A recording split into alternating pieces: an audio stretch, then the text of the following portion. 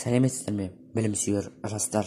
Бүгінгі сабағымызда сіздермен бірге лексика сөз мағыналарына қарай табу, эфемизм, дефемизм сөздерін және тағы да басқа да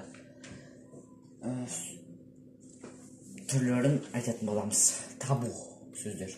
Ескі наным, сенім, мифтік ұғым бойынша атауға тыйым салынған сөздер. Мысалы, табиғи дүлей күшке байланысты тұрмыс тіршілікте қауіпті сөздерін тыйым салынған сөздерді атауға тыйым салынған. Жай түсті десе, адам қырсығы тиеді деген сеніммен жай сөзін жасыл сөзбен алмастырып қолданады. Немесе адам өмірінде қауіп қатер төнген жыртқыштар мен жәндіктердің атын басқаша айтады. Мысалы, қасқыр сөзін ұлыма деп атайды. Адамды опат қылатын ауру аттарында тыйым салды. Мысалы, шешек ауруын атын атамай, оған қорасан деген сөзбен ауыстырып айтқан. Қалғандарына назар аудармай қояйық. Тіл білімінде құлаққа түрпідей тиіп жағымсыз тұрпайы естілетін сөздерді сыпайы жағым сөздермен ауыстырып айту эвфемизм деп аталады. Дисфемизм мағына жағынан эвфемизмге қарабарысы, әдеби тілге жатпайды. Мысалы, қарап отырсыздар, дисфемизм эвфемизмге қарабарысы. Мысалы, дифемизм бұны сұрпайы түрде айтатын болса, дифемизм бұны кеміту немесе дөрекі түрде айтады. Мысалы, құрт ауру. Эвфемизм түрінде өкпе ауру. Мысалы, өсекші, аузы жеңіл, ұрлықшы, қолын жымысқысы бар. Өлді, қайтыс болды. Мысалы, көрдік. Енді тест тапсырайық. Дефемизм дисфемизм қатысқан мақал мәтелде көрсетіңіз. Сандырауға сәлем берсең, атамның басы дейді. Көріп отырсыздар? Атамның басы бұл дефемизм.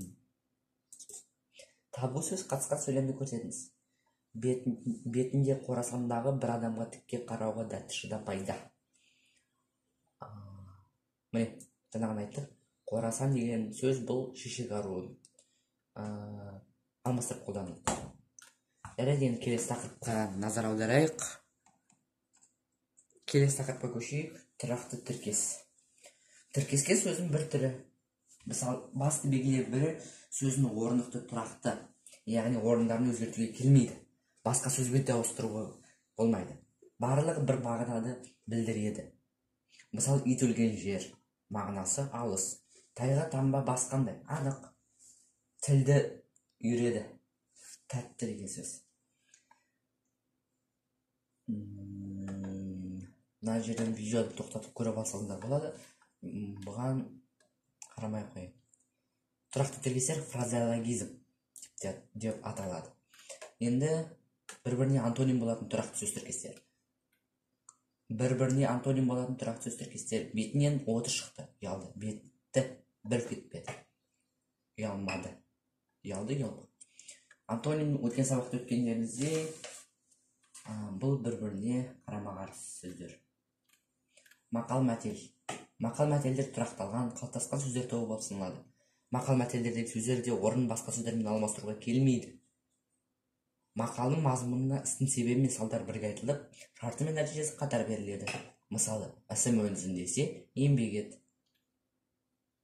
Сабыр түбі сары алтын, салдары айтылмайды. Андан құрмалы сөйлем болып келеді. Мысалы, еңбек етсен, елге өкпелеме, егін екпесен, жерге өкпелеме. Мақал, мәтел.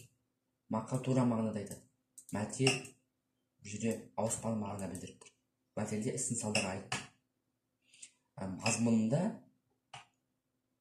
ал мәтелде істің салдары айтылып, себеп айтылмайды.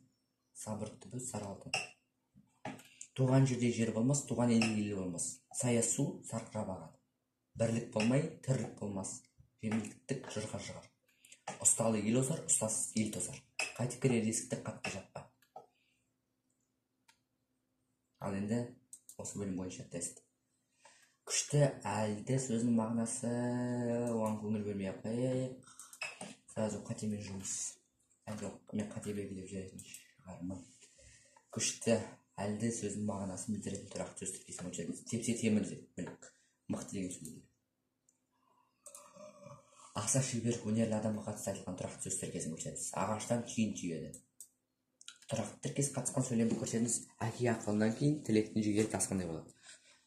Енді келесі тақырыпқа назар аударайық. Назар аударатын тақырыбымыз көнерген сөздер мен жаңа сөздер.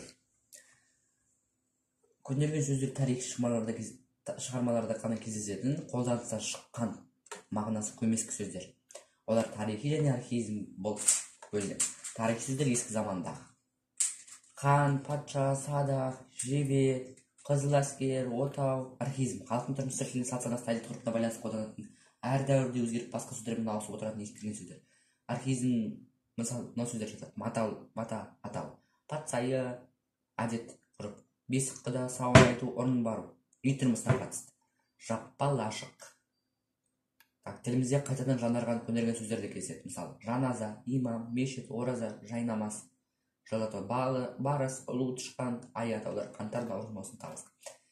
Тілімізде жаңа ұғым аттарында білдіретін жаңа сөздер де бар. Жаңа сөздер ғылым мен техниканың дамуына байланысты қолданысқа енген тілдегі жаңа сөздер.